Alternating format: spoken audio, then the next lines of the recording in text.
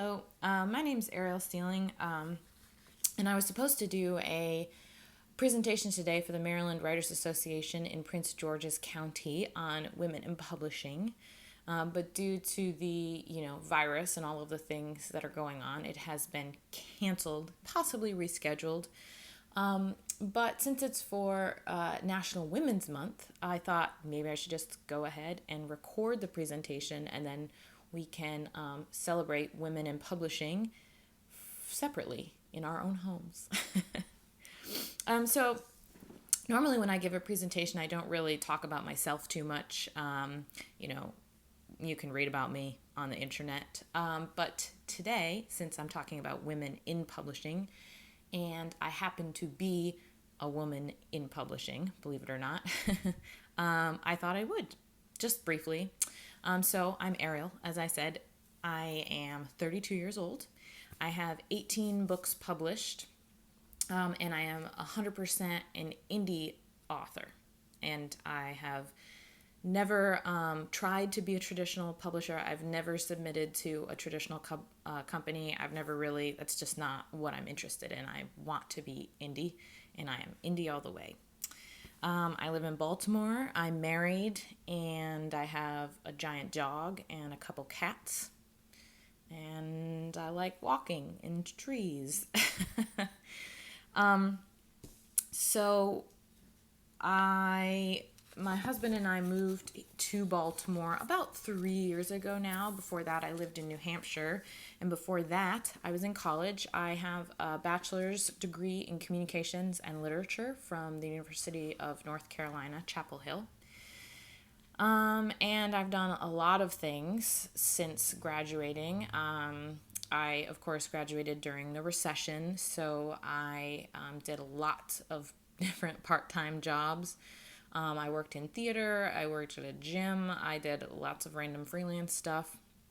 Then I moved into full-time curriculum development, and then after that, I went into sort of a corporate content marketing role. And then after that, I switched to full-time freelancing, doing writing and ghostwriting and, marketing type of stuff. And then just last year, I went full-time author. So that's been excellent and fun. And I feel like I'm moving in the direction that I want to be moving in. I also volunteer for a nonprofit called Yellow Arrow Publishing, based here in Baltimore. And I'm going to talk about them a little bit more later on in the presentation. But they support women writers. And they are doing some pretty cool things in Baltimore and in the world.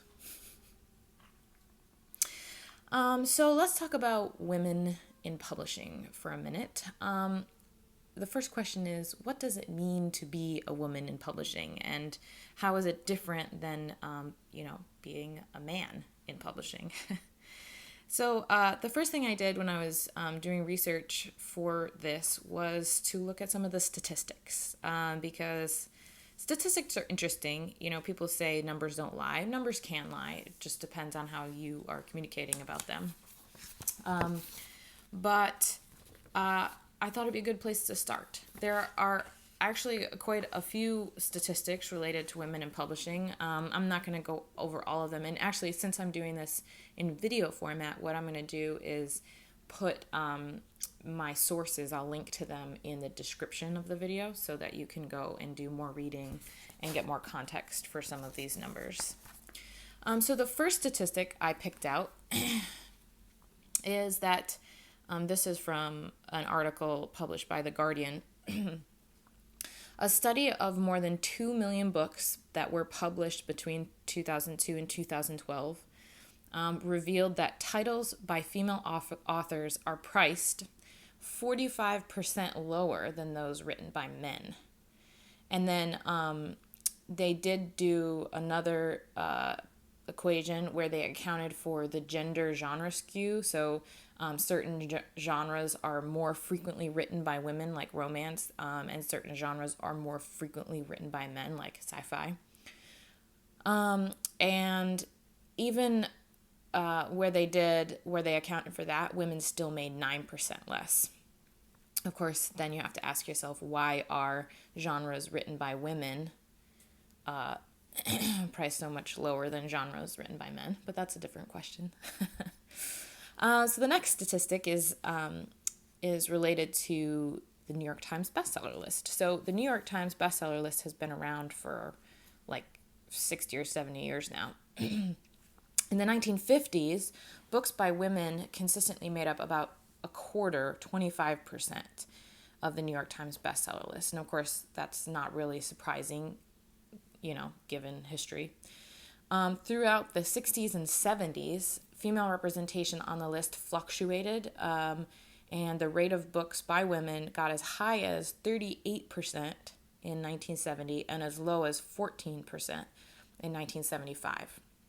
In the 90s, women started making steady gains. In 2001, so that's, 19 years ago now, 2001 saw the highest ratio of all time, which was 50% women and 50% men.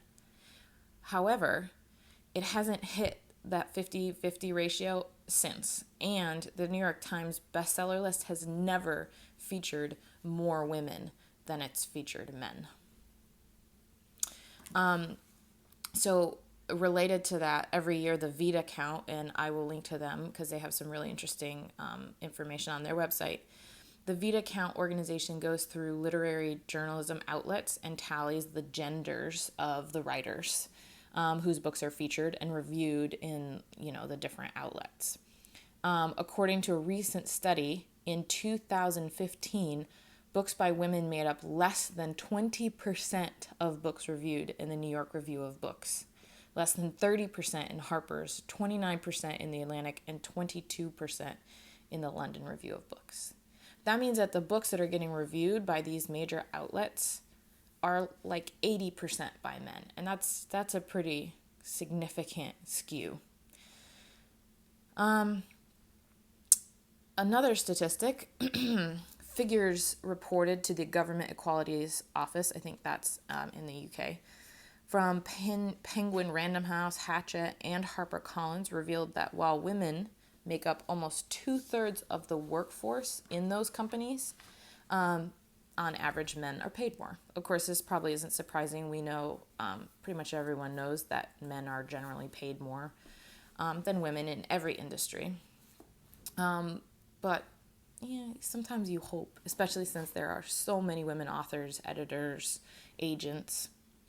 The biggest pay disparity, was seen at Hachette, where the median gender pay gap was 24.7%, and the mean gender pay gap was 29.6%.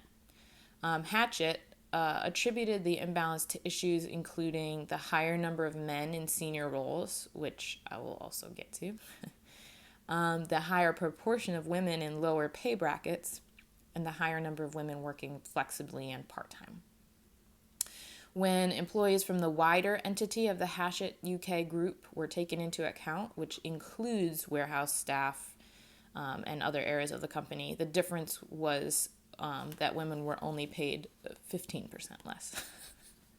I say only, but it's still a significant amount of money. So related to the pay, in 2015, so just a couple years ago, men in publishing earned an average of $96,000. So that's the average of men up and down, the ladder. And women, an average of $61,000. One reason that they stated for this gap is that men often hold higher positions than women in many of the biggest publishers where salaries are the highest. So, that makes sense. This is one reason that so many women are going the route of indie publishing, I have things I could say on that, but I'm going to keep going with my statistics. Brooke Warner, publisher of She Writes Press and Spark Press, says that her frustration with the mainstream publishing is, and this is a direct quote from her, quote, the executive level is usually men, and the decisions handed down from the top, and certainly financial decisions, are largely made by men, while the underlings, the editors, and most of the marketing team are women. And then she says the pay gap is also embarrassing.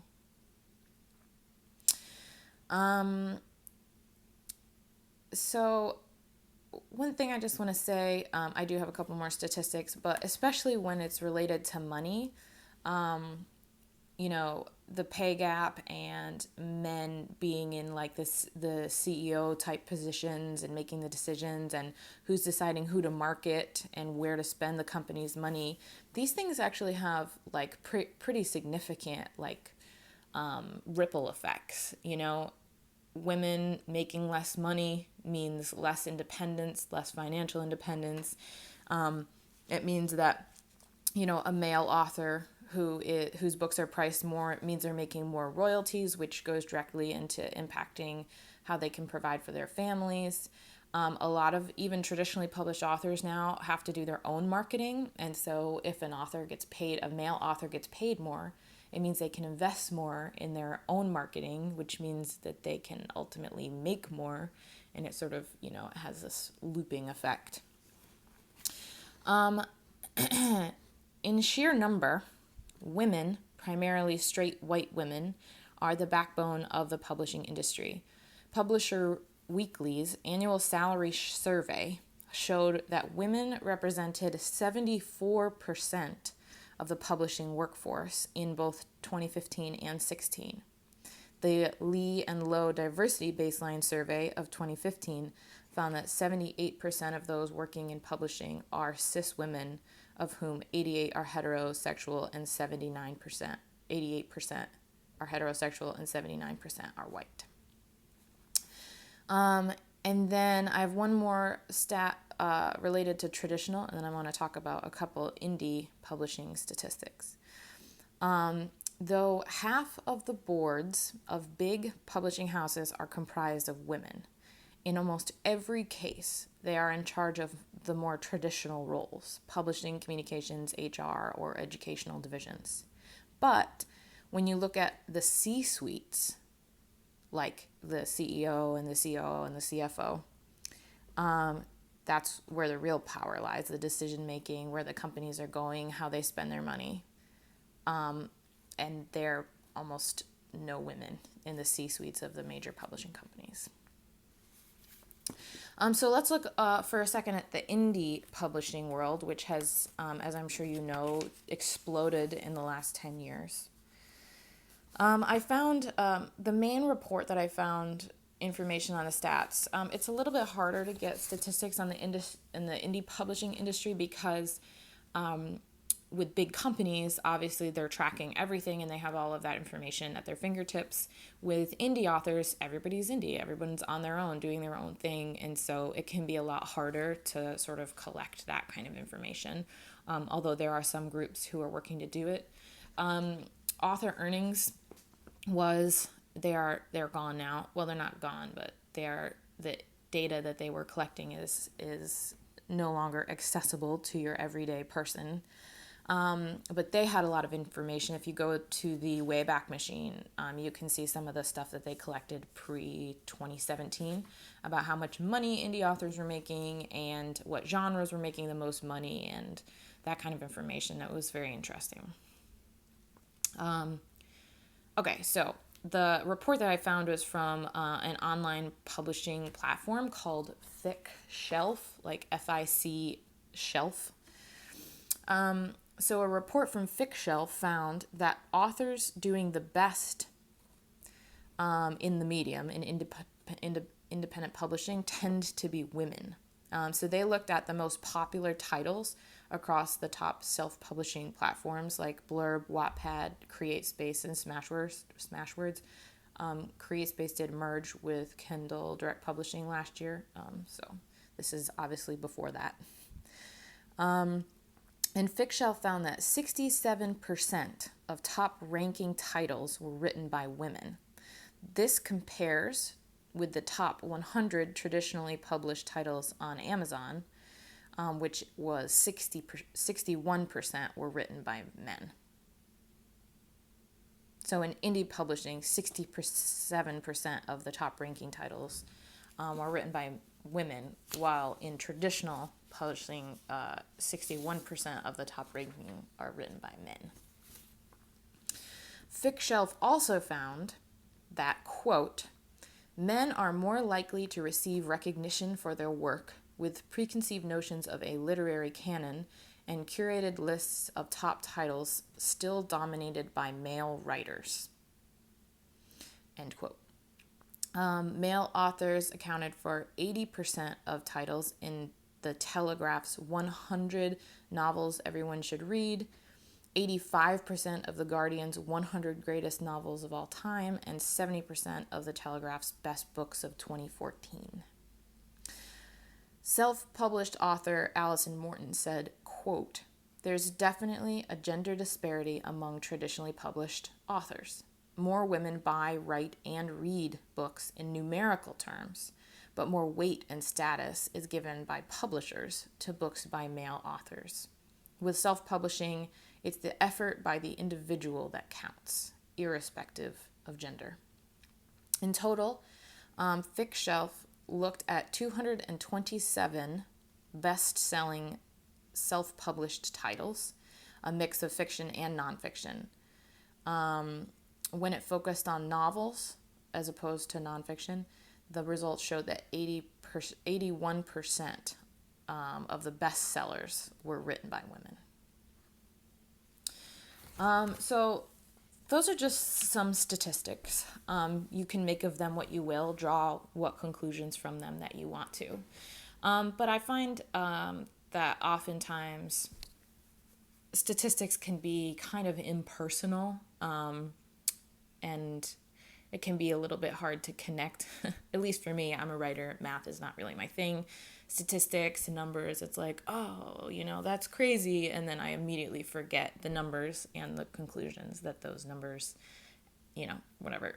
So while I was doing research for this presentation, I actually went into some different author groups that I'm a part of online, and I polled the authors in those groups. And I asked them, what personal stories do you have about being a woman in publishing? Do you feel like your gender impacts, do you feel like your gender has an impact on your success and that kind of thing? So I got some interesting personal anecdotes from women in a pretty wide range of genres, wide ranges of publishing, like some who have quite a few books published and some who have very few books published. And there were definitely some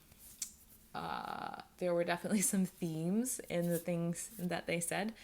So I don't want to misrepresent what anyone said, so I'm going to read a couple direct quotes. These are all anonymous. Yes. So I'm not going to call anyone out for these stories. And I am going to tell you some of my own stories. So I had one writer. She writes dark, gritty, psychological fantasy for adults. And she says she's at an event, and someone who she had already talked with about her books, so she had already told them that she wrote, dark, gritty, psychological fantasy. And this person introduced her as a children's book author. She corrected him, and he amended to YA author. And she said, this sort of thing happens a lot. People assume I write for a much younger audience or write romance or women's fiction. And a bunch of people said similar things. Another writer said, men with less experience than me stepping in to give me unsolicited publishing advice. This happened recently to me, myself, and two other female authors. We all had between 6 and 15 books published. And we were discussing the business side of things, like how to develop a business plan and like the value of discussing a business plan. And we had been talking for like 20 minutes or half an hour. And marketing plans as well. Anyway, some dude comes into the conversation and goes, you shouldn't have a plan, or it's like a waste of time to build a plan.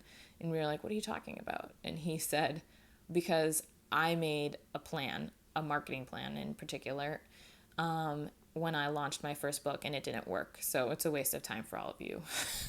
And we were like, what? And he had one book published, and none of us had less than 6 books published. And anyway, happens a lot.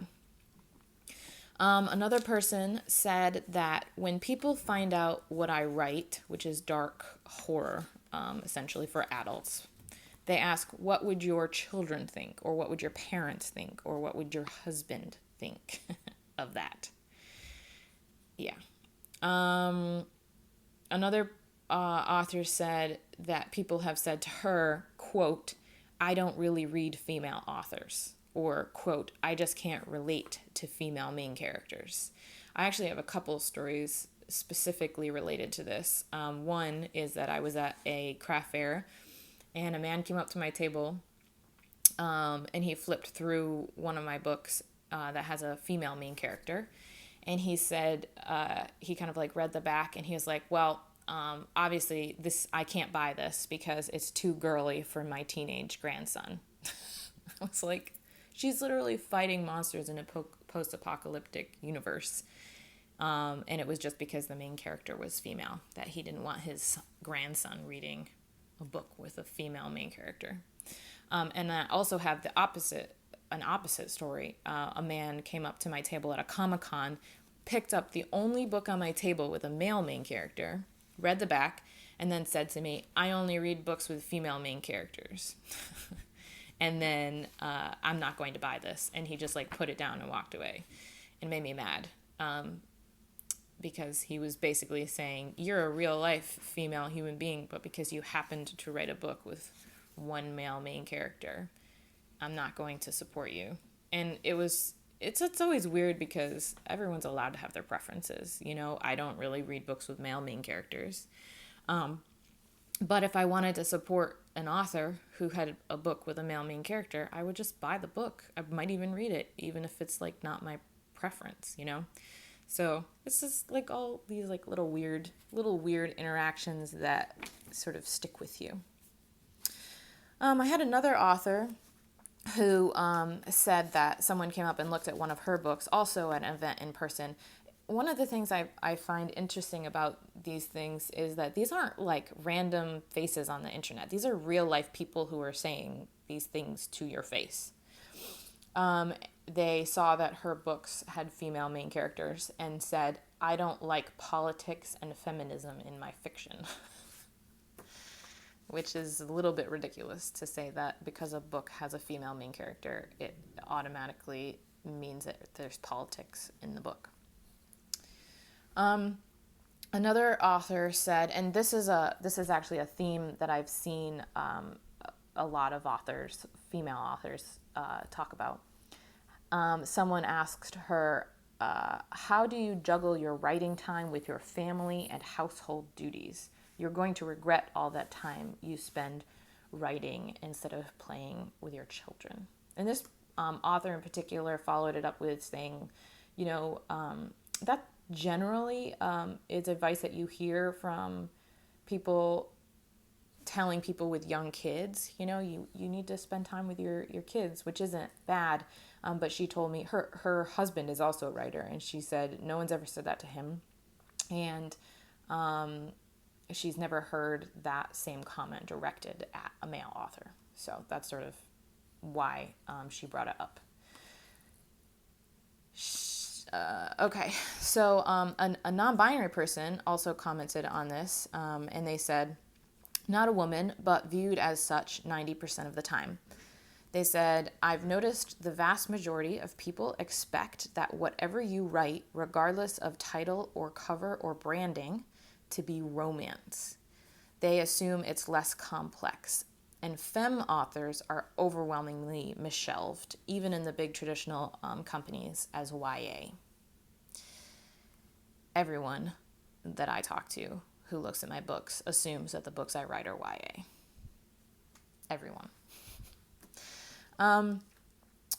Another author said, this is specifically, she's a children's book writer.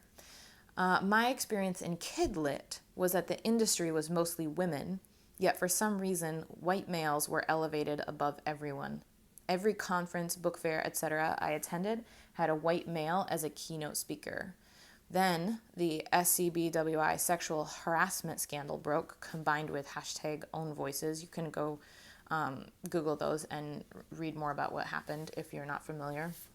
And soon, those keynote speakers weren't white anymore. Still, though, I see men of color elevated to celebrity status far more than women in kidlit. And the funny thing is, women are the ones that do it. When 13 Reasons Why was making the rounds as an unpublished manuscript, it was the buzz from women that pushed it to where it ended up.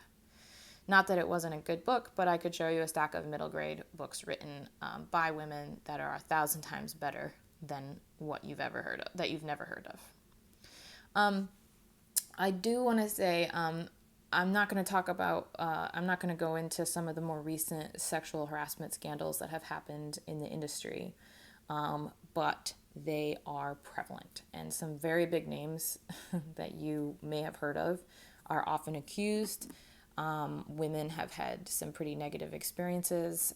And, it again goes back to the whole, men in power taking advantage of the position that they're in. I actually really like this next story. This woman was at a party. The host, she says, the host introduced me to a man who runs a writing center meant to help up-and-coming writers get published, and he teaches them how to write and that kind of thing. I was introduced as his best friend's daughter, and then he said to me, "What do you write?" A very common question. I ask people this all the time. What do you write? And she replied, romantic suspense. And he replied, "Oh, so you don't write real books. Who's your publisher?" And then she replied, "I started my own publishing company." And he replied, "Oh, you self-publish. Couldn't get an agent?" And she replied, "No, I have an agent, and I have offers from all 5 publishing houses, but I turned them all down because the advance was too small." And he replied, "New authors always think they deserve more. You should have taken the deal." And she replied, "Well, I hit the New York Times combined list last week, but I guess that doesn't matter since I don't write real books with a traditional publisher." So one of the reasons I like this story is because it reveals so many levels of stigma that women authors face, but also independent authors. I have encountered people like him, and it's always really stressful. And I just want to say, I am an indie author, so I'm obviously biased, but I believe that any form of publishing is a valid form of publishing. That's why we have, that's one of the things that's great about the country that we live in is the whole idea of free speech. If you have stories and you think that they're worth telling and you think that they're worth sharing, the traditional publishing industry might not. That doesn't mean that they're not. It just means that somebody who has a subjective opinion doesn't want to publish them, and that's fine. That's why indie publishing is so great, because you can just go do it yourself. You don't have to worry about them. And so this last one, I'm just gonna there's a lot of things I could say about this as well, but this is an erotic romance author, and she said that she had to stop accepting friend requests from men because they would friend her and she would accept, which I've accepted friend requests from a lot of random people, mostly because I write under my real name and I consider it kind of, like marketing. So she would get inappropriate photos messaged to her, and then she wouldn't respond, of course, and then they would send her angry threats. They would literally threaten her when she didn't respond to their advances, I suppose you could say. This is really common. I think erotic and romance authors get the worst of this. People assume that because they like to write sexy stories, it also means that, I don't know what people assume, but they're dumb. But I get it too, all the time, and especially on Instagram for some reason. I always report people that send me inappropriate content. The one that upset me the most was actually, I had done a series of stories on Instagram, and I had a person message me and ask me if my mom let me date, which really upset me because, first of all, I'm an adult, but secondly, this person thought that they were hitting on a minor on the internet, which is horrible and terrible, and unfortunately all too common. So the only other story I have that I haven't already told you of my own, this is a pretty recent story. I won't bore you with all of the details, but essentially I was at a Comic-Con, and a gentleman, older, probably in his 60s or early 70s, came up to my table, and he's super friendly and chatty. He did not buy a book, so I will throw that in there. And he basically asked me out on behalf of his sons, and he didn't care which son I went out with. He literally tried to bribe me with tickets to a local football game and a ride in his Mercedes. I told you at the beginning of this video that I'm 32 years old. I was 31, and I was not interested. I'm also married. So I have had people grab me and touch me, ask for inappropriate photographs. I had one guy hit on me for 45 minutes. I literally could not get him to go away. He blocked my table so I couldn't talk to people. I even told him point blank that I was married, and he spent 45 minutes trying to get me to go out with him. These are like real life people. They're people that come up to my table and talk to me. It's really hard because I'm trying to be professional. I'm trying to do a job. I'm trying to sell a product. And it makes it really difficult. And choices are limited. I can be rude, which I have done before, but that doesn't reflect well on me. Or I can be patient, but then I'm wasting time and not making sales. And I actually have had other authors who were, or men who were placed near me at events step in, and that's always really helpful. But it takes time, it takes energy, and it can be really stressful.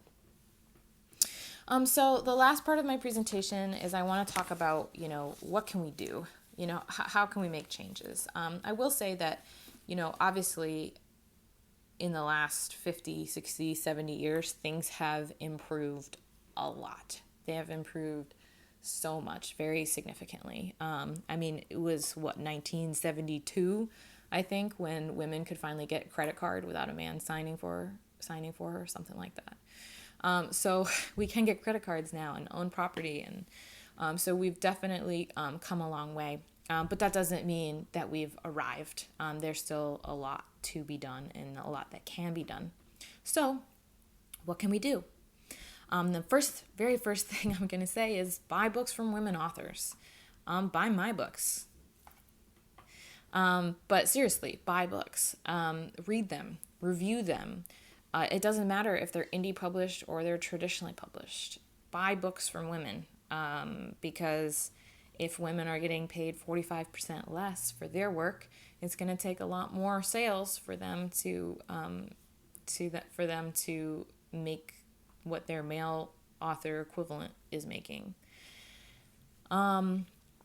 It also helps with things like rankings, statistics. It helps. Buying books from women authors really helps, even if you don't end up reading them. Another thing you can do is nominate books by women for awards. I was like, when I came up with this strategy, I was like, how do you do that? But it's actually not hard. If you just Google awards for books, you'll see all kinds of organizations, all kinds of different websites offer these sort of competitions where books can be nominated, and you can nominate a book, and then you can also vote. So if an author that you follow posts and says, hey, my book is up for voting, you can just go vote for that person's book.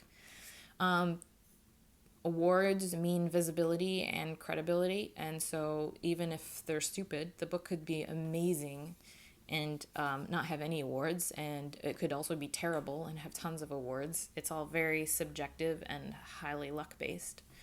But just nominate books for awards if you think they deserve them, and vote if an author says that her book is up for an award.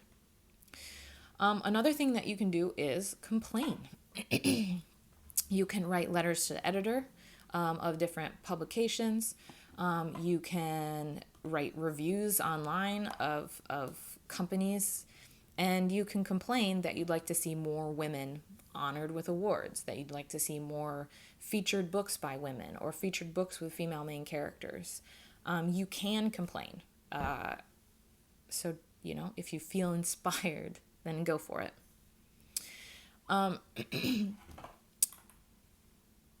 You can also defend women writers and indie writers. So indie authors are heavily women. There are a lot of women indie authors. And so anytime someone tries to say that indie publishing isn't real publishing, or that romance isn't real literature, argue with them. Romance and erotica are 100% real literature, and they're worth reading. There's some really great stories. Romance has been a popular genre forever. A lot of classic literature that people love, that people, proclaim as the paragon of literature, whatever, they're romances. Jane Eyre, Wuthering Heights, pretty much everything Louisa May Alcott ever wrote. These are all romances. They might be sweet romances as opposed to steamy, but they're all still technically they're the same, all in the same larger umbrella of romance. I had a conversation with someone in the music industry a couple years ago, and I compared country music to is the romance genre of the music industry. And this person posted about it on Facebook, meaning essentially that it's a very underrated genre that gets a lot of criticism, unnecessary criticism, but that is incredibly popular and makes a ton of money. Romance, by the way, is $1 billion industry. It is the number one genre in terms of money making. And country music is very similar in that regard. $1 billion industry, makes a ton of money. And somebody commented on his post, basically just ranting about how she's tired of people insulting country music, and it sort of made my point. It's like people think of romance as being this negative thing, as being crap, but it's really not, and it's literally, I think, just because it's dominated by women, so people tend to judge it more harshly. So argue with people. Tell them, if someone says that romance isn't worth reading, tell them they're wrong. And honestly, if you've never read any romance, you should try it. There's a lot of different subgenres of romance out there.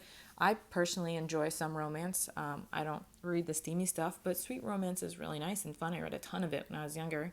Give it a try if you've never tried it before.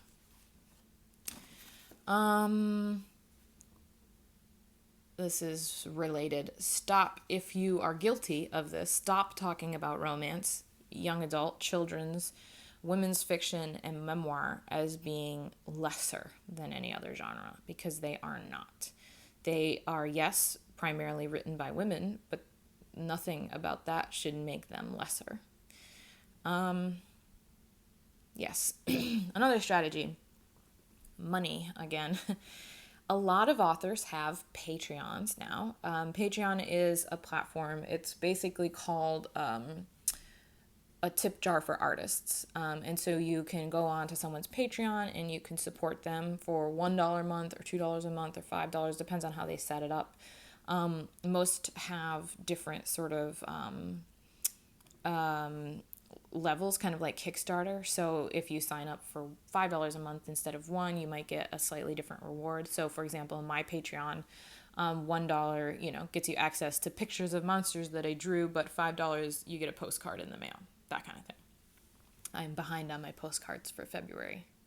It's March. But regardless, all of those postcards will go out when they arrive in the mail. Because, yeah.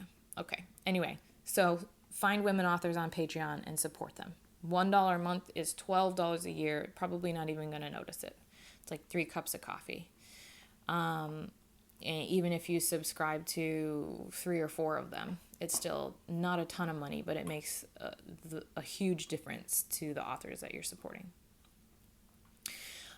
You can also, if you want to support people without spending any money, you can follow them on social media. You can like and comment on their stuff. You can share it. You can sign up for their newsletters, and you can tell your friends, like, hey, I found this really cool author and she writes post-apocalyptic sci-fi. That's me. Share with your friends, talk about it, and just generally be supportive. It doesn't cost you anything to follow people on Facebook or Instagram or to sign up for their newsletters. So it's easy and free. You can also support local organizations by donating, by volunteering, that support women authors. So, for example, in Baltimore, I mentioned Yellow Arrow Publishing earlier. Yellow Arrow Publishing supports emerging women writers, and they host reading series, and they have a journal, and we run workshops, and we have, all kinds of random events. And so you can attend those events, you can donate to those organizations, you can buy the journal, you can buy books from authors that are featured by the organization. Another one in Baltimore is called Zora's Den. It's Black women writers, and they have reading series every month, and really interesting group.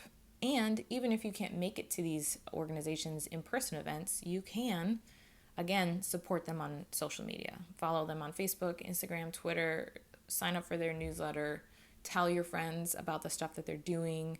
Maybe you don't want to attend a workshop, but you buy a workshop for your friend for their birthday who does want to attend the workshop. Lots of ways that you can support organizations that support women writers. And then go to events. This is sort of related, by and for women writers. There are a surprising number of events. I, this month in particular, have been invited to participate in like 7. I can't obviously have done all of them, but because it's National Women's Month, I was invited to, speak, read, etc. for a bunch of different events. So, attend those. Obviously, you can't right now because of the virus, but in general, definitely attend events that are run by women or for women. A couple examples, again, in the Baltimore area. This summer in August is Literary Night in Highlandtown. Last year, we had authors all over Highlandtown in different businesses. We had readings. It's a fun event in the summer. Come out with your kids and, your friends or whatever. Hang out, meet some local authors. It was a good time. Also, the Right Women's Book Fest is in Laurel-ish, near Laurel. I forget that. It's at a museum. Anyway, you can Google. I'll put a link in the description. And last year was a great event. Tons of authors and writing organizations focused on women. They had stuff for kids. They had stuff for teens. They had readings and they had panel discussions. It was a really cool event, and you should check it out. And if you're not in Baltimore or even in Maryland, because I'm doing this as a video, there are definitely going to be events somewhere around where you are.